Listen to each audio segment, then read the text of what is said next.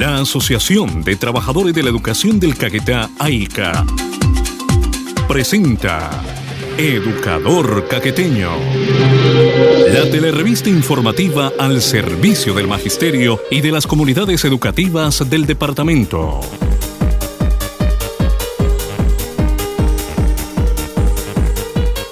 Muy buenas noches. Llegamos a ustedes con una nueva emisión de su programa Educador Caqueteño, donde traemos para ustedes la información de interés para el magisterio colombiano.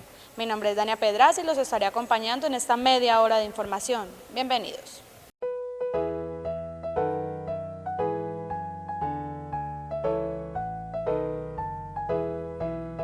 Como antorcha que va fulgurante, señalando la senda a seguir, surge AICA glorioso estandarte, a enseñarnos de lucha un porvenir.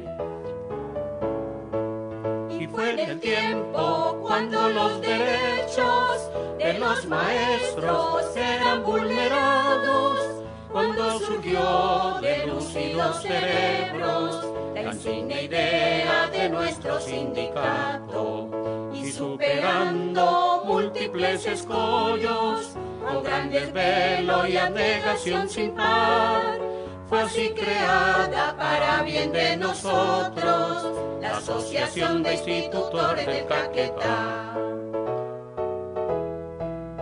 Como antorcha que va fulgurante, señalando la senda a seguir, surge AICA glorioso estandarte, a enseñarnos de lucha un porvenir. Las instituciones educativas se han visto en la obligación de llevar los procesos de enseñanza por medio de la educación remota, algo para lo que nadie estaba preparado y donde los maestros y directivos implementan día a día estrategias académicas para llegar a los estudiantes. El rector de la institución educativa Barrios Unidos del Sur, Iván de Jesús Gaviria, nos muestra cómo se han enfrentado a este complejo desafío pedagógico. Bueno, nuestro plantel Barrios Unidos del Sur en estos momentos estamos en el trance de la organización y ejecución de las diferentes actividades que se planearon en el mes de marzo con motivo de prepararnos hacia lo del COVID. Y efectivamente a partir del 20 de abril se empezaron a implementar las estrategias pedagógicas para llegarle a los estudiantes con los diferentes contenidos en las áreas del conocimiento. Estamos manejando desde preescolar hasta grado 11 una serie de estrategias que tienen que ver con la parte virtual, que tiene que ver con el WhatsApp, el manejo del WhatsApp, que tiene que ver con el manejo de la plataforma institucional, y también estamos acudiendo a las fotocopias. Eso nos ha permitido desarrollar una buena comunicación con los padres de familia y con los estudiantes. Uno de los puntos álgidos han sido la deficiencia de conectividad y equipos para los estudiantes. ¿Cómo han sorteado este impasse ustedes? Bueno, Barrios Unidos del Sur no es una institución ajena a esta problemática. El problema de conectividad pues lo tiene todo el Caquetá. Y en el censo que hicimos con los padres de familia, nosotros no tenemos sino alrededor de un 20% de padres de familia que tienen conectividad en la casa y que pueden realizar sus diferentes trabajos a través de este medio. Entonces, por eso nosotros planeamos las otras estrategias que son las que nos han dado una ayuda. Y actualmente de 2.357 estudiantes, tenemos 66 estudiantes que no están focalizados, que no sabemos dónde están. Se han buscado todos los medios de comunicación con el padre de familia. Al parecer se desplazaron al sector rural, pero no se ha podido. Ya la Secretaría tiene conocimiento de esto. Del resto, 2.291 estudiantes están asistiendo normalmente al proceso de clases. ¿Qué estrategias y metodologías han tenido que implementar para llegar a los chicos y que no se pierda el interés? Bueno, se ha hecho un trabajo con padres de familia a través de muchas aplicaciones virtuales con los que se pueden. Con otros se ha hecho un trabajo a través de WhatsApp, a través del celular, a través de las fotocopias, a través de las videollamadas. Entonces esto ha generado una serie de compromisos de los padres de familia y estudiantes preocupados por la situación de la educación de sus hijos.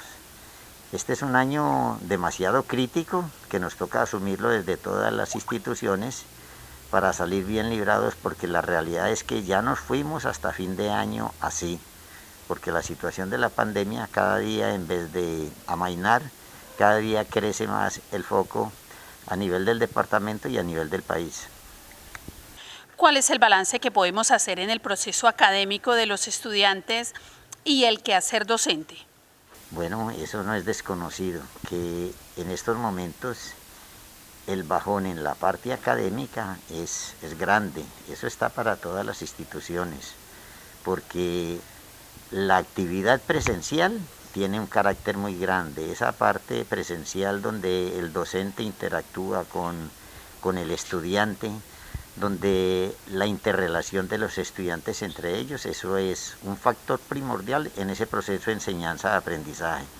Entonces, estamos haciendo grandes esfuerzos para que no quedemos muy desligados de los estudiantes y logremos hacer una promoción sin tanta dificultad.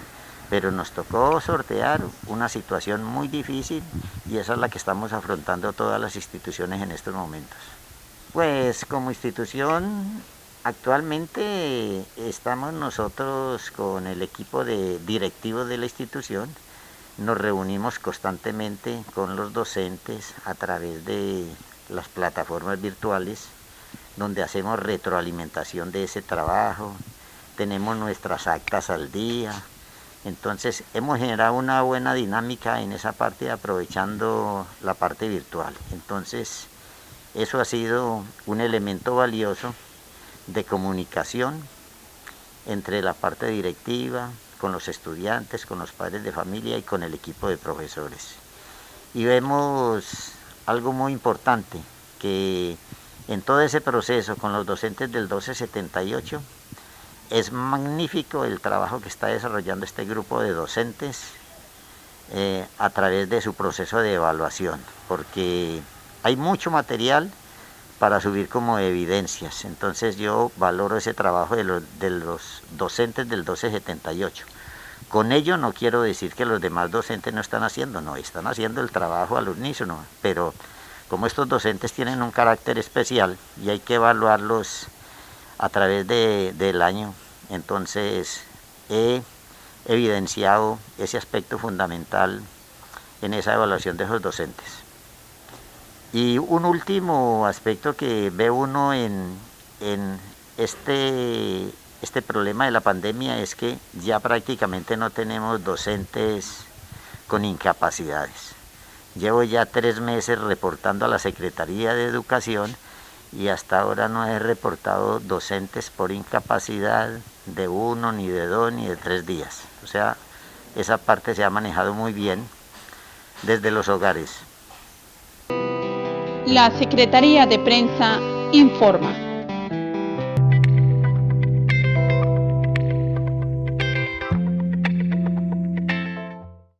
Aumentan en Colombia los casos por contagio y muertes por COVID-19 sin que el gobierno nacional tome las medidas necesarias para atender la pandemia y a su vez aumentan los mitos alrededor del virus.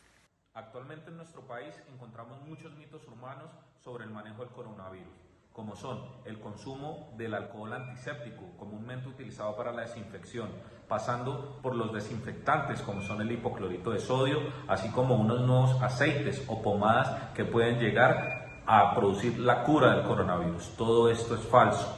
Tenemos que tener en cuenta que hay que recalcar que las únicas medidas son las medidas de prevención, el aislamiento social, más de 2 metros entre persona y persona, el uso adecuado de tapabocas que cubra la nariz hasta el mentón y el lavado adecuado de manos con cualquier jabón por más de 30 segundos. Ustedes nos pueden ayudar a replicar este mensaje de autocuidado. Estas son las semanas más difíciles para los médicos y los enfermeros que están en la primera línea atendiendo esta pandemia. Maestro, quédate en casa y pasa la voz.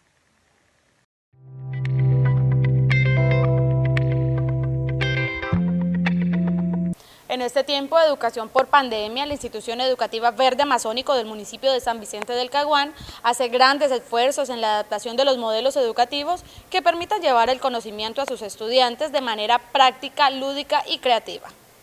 La institución educativa Verde Amazónico agradece a la comunidad educativa su confianza depositada y te permite comentarle que está haciendo grandes esfuerzos con los docentes para ayudar a controlar el impacto que nos está trayendo la pandemia del COVID-19. Se han implementado diferentes estrategias para hacer llegar los trabajos a los niños y que los papás les ayuden y nos regresen las evidencias del trabajo que está haciendo. Es por ello que les pedimos el favor que tengan paciencia y que ayuden a sus niños para que los niños salgan adelante. Prueba de ello es el trabajo que se presenta a continuación, que muestra paso a paso cada una de las acciones y las actividades que los niños de la institución vienen desarrollando. El pasado 20 de julio se conmemoraron 210 años de la independencia de Colombia. Un 20 de julio atípico que quedará grabado en la memoria de nuestros jóvenes que este año, por el aislamiento en tiempo de pandemia, tuvieron que vivir esta celebración alejados de desfiles militares en las calles de cada ciudad. No disfrutaron de los globos tricolores ni de la gran conmemoración del famoso florero de Llorente. Sin embargo, la institución educativa Verde Amazónico del municipio de San Vicente del Caguán no dejó pasar este importante momento histórico en el silencio. Por eso sus estudiantes, desde casa y de manera virtual, rindieron homenaje a la fecha de independencia de nuestro país. Hola, hola, los saluda Andrés Cortés Real, autor y compositor oriundo de San Vicente del Caguán. Un saludo muy especial a toda la comunidad académica del Colegio Verde Amazónico. Un saludo también muy especial al rector, al especialista Humberto Fajardo y por supuesto, cómo no recordar esos momentos cuando estudié allá en su colegio, hice preescolar allá con la profesora Nidia. Un saludo muy especial para ella, la recuerdo con mucho cariño y por supuesto, un saludo muy especial a la profesora Marta Puentes. Los quiero mucho, los recuerdo, felices fiestas patrias, felices 20 de julio. Dios los bendiga. Un abrazo para todos.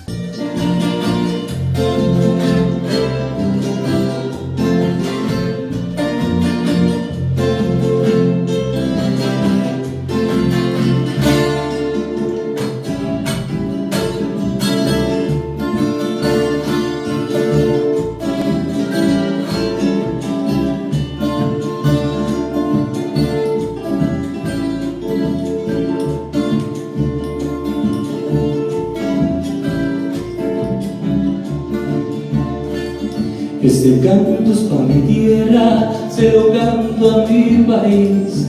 Este canto es pa' mi gente y nos tenemos que unir, porque somos bien berracos para enfrentar la adversidad. Este canto es pa' Colombia, mi tierra de libertad. La CUR Regional Caquetá no para de trabajar. La pandemia no nos dejará sin voz. Por eso sigue en la defensa de los trabajadores solicitando al Gobierno Nacional la atención del pliego de emergencia que permita mejorar las condiciones de los trabajadores colombianos. Cordial y fraternal saludo a toda la amable audiencia de Educador Caqueteño. Queremos decirle que la subdirectiva CUT Caquetá, a pesar de la crisis y la pandemia que se está viviendo en Colombia y en el mundo, no hemos parado nuestro trasegar informando, trabajando de manera unida con todos los sindicatos de las centrales obreras, CTC, CTC y CUT, bajo las orientaciones que ha venido dando el Comité Nacional de Paro y las centrales obreras.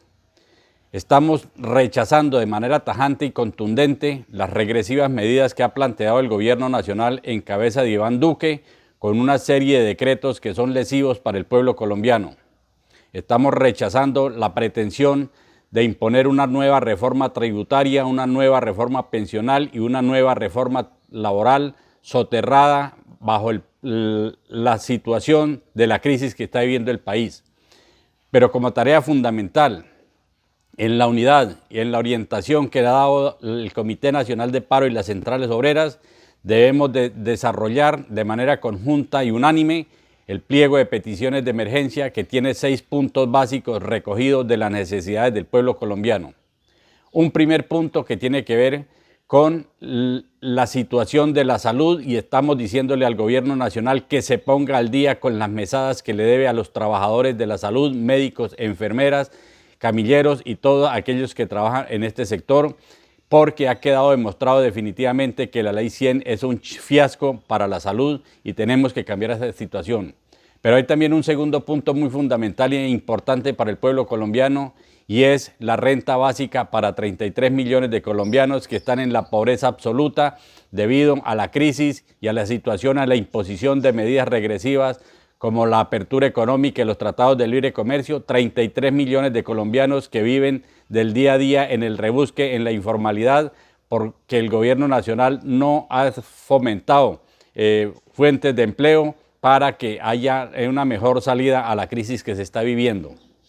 Pero también hay otro punto fundamental, y es que se trabaja el punto cero, el pago cero de universidades públicas y privadas para que hayan profesionales dignos de sus profesiones a costo cero, que el gobierno nacional debe de emitir los recursos para estos estudiantes de bajos recursos y que deseen estudiar.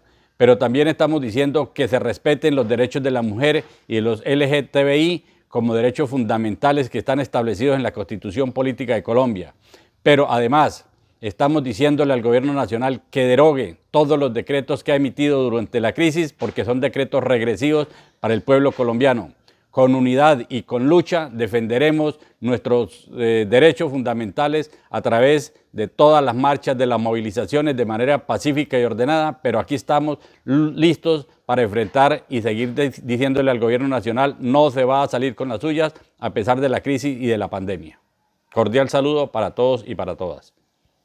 La grave crisis hospitalaria que vive nuestro país debido al aumento de la ocupación de las unidades de cuidados intensivos por pacientes con COVID-19 tiene a nuestro departamento a puertas de una crisis. Por esto, el retorno a clases o modelo de alternancia sería una medida que no protege la vida de las familias caqueteñas.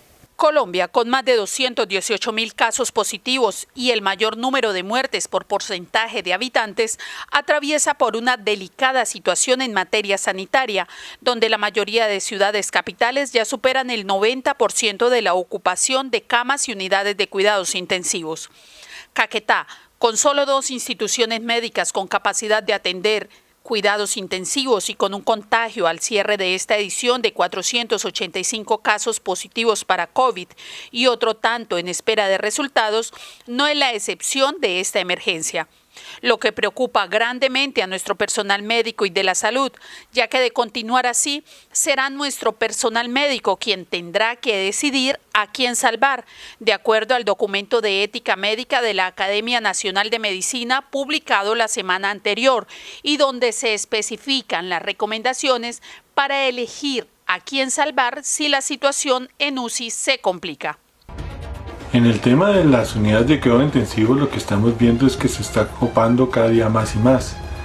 Ya sabemos de muchas en Bogotá que están totalmente copadas y en otras partes del país. Y eso sí que preocupa porque no hay una posible respuesta a los pacientes que vayan a requerir esto. En este momento pues la curva va en ascenso muy rápido. La cantidad de contagiados y la cantidad de muertos vamos subiendo día a día de una manera exponencial.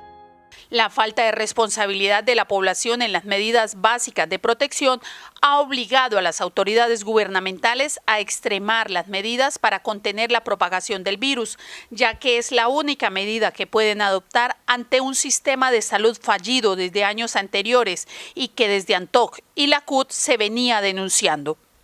La Ley 100, que sume a los hospitales en una crisis económica, donde hoy, gracias al favorecimiento de las EPS, el presidente Duque celebra la expedición de la ley de punto final, que pretendió cancelar las deudas históricas y acumuladas en las diversas entidades del sector salud, pero que lo único que hizo fue entregar recursos a estas empresas que convirtieron la salud en un negocio. Desde que César Gaviria decretó las reformas estructurales de la economía, un puñado de negociantes de la salud y del sector financiero se han venido enriqueciendo con cada una de las reformas que se han implementado en el sistema de salud.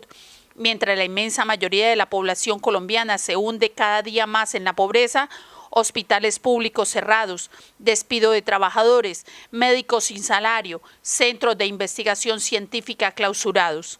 En estos momentos de crisis debido a la pandemia, el Caquetá y la red hospitalaria de Colombia recogen años de abandono del sector salud. Estas son las nefastas consecuencias de la Ley 100 que mercantiliza la salud de los colombianos, haciendo de ella un negocio lucrativo para unas pocas familias del país y que condena a los pacientes a una atención sin tecnología, sin laboratorios, sin medicamentos esenciales, enfermos que deben resignarse a morir en sus casas. Son las nefastas consecuencias de la Ley 100, cuyo ponente en el Congreso fue el actual senador de la República, Álvaro Uribe Vélez. Esta realidad que vive la salud de Colombia a causa de la pandemia ha cobrado la vida de 7.373 colombianos y confirma que reabrir sectores de la economía acelera el proceso de contagio. Por eso, pensar en el regreso a clases presenciales sería en este momento una medida irresponsable por parte del gobierno, ya que esto pondría en mayor riesgo a un gran número de familias en Colombia. ¿Qué es la recomendación que uno tiene que hacer como médico? Es pensando más en el paciente que en otra cosa, y es pensar de nuevo en una cuarentena, en una restricción de la movilidad, porque ese aislamiento es el que más protege. Tenemos reportes de un estudio que hicieron en España que solo la ida de estos niños interactúan más o menos en un salón de clases puede tener, cuando salgan, más de 800 contactos, 800 interacciones. Luego, es una cifra que preocupa. En este sentido, las asociaciones médicas advierten sobre la grave situación hospitalaria que se avecina con la llegada del pico de la pandemia y se estima que ni las UCI, ni las camas, ni el personal médico darán abasto para esta situación. Por ello, vale la pena preguntarse, ¿por qué durante la cuarentena que inició desde marzo, el gobierno no se aseguró de aumentar la cobertura de cuidados intensivos y envía ayudas para atender esta emergencia cuando ya se está a puertas de una alerta roja en todo el país? Y como ya es costumbre, el profesor Abraham Medina Pérez, presidente de AICA, se dirige al magisterio caqueteño. Cordial saludo. En la presente semana se realizó un plenario de presidentes por parte de FECODE. Si bien es cierto, la idea fue conocer varias problemáticas relacionadas con la educación y los maestros, hay que señalar que el punto central en ese plenario fue tener un informe y dar unas orientaciones con respecto al planteamiento que ha hecho el Magisterio y FECODE en lo relacionado con la desobediencia civil. Escuchado los informes de todos los sindicatos filiales, se pudo establecer que el 99% de los entes territoriales, llámese departamentos y municipios, han manifestado la intención de no atender la alternancia expresada en la resolución 011 del Ministerio de Educación Nacional. Sin embargo, hay que hacer la siguiente claridad, que es propósito del gobierno de Iván Duque y de la ministra de Educación, chantajear y sobornar a varios secretarios del país con el argumento de que si van a la alternancia recibirán recursos adicionales por estudiante. Sin embargo, hay que decir que la posición, la unidad que se ha hecho con los padres de familia, con los estudiantes, ha permitido consolidar este proceso, y este proceso se consolida en un momento en que el contagio del coronavirus cada vez es más acelerado y de manera particular en el departamento del Caquetá, en especial Florencia. Eso entonces permite, digamos, consolidar la posición de respaldo de la comunidad a la posición de FECODE de la desobediencia civil.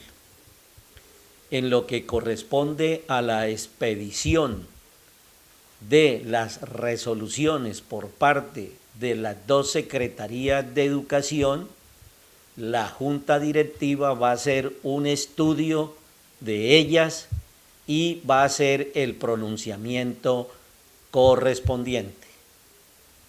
Estamos en el proceso de consolidación en el departamento de la tarea principal o central de FECODE, que tiene que ver con la desobediencia civil, y llamamos a los padres de familia, a los maestros, en persistir y en consolidar esta tarea como la tarea principal.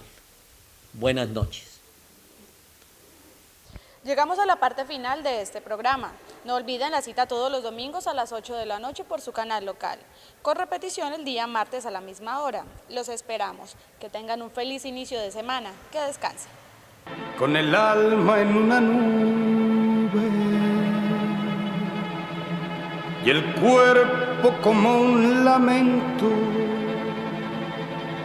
viene el problema del pueblo. Viene el maestro.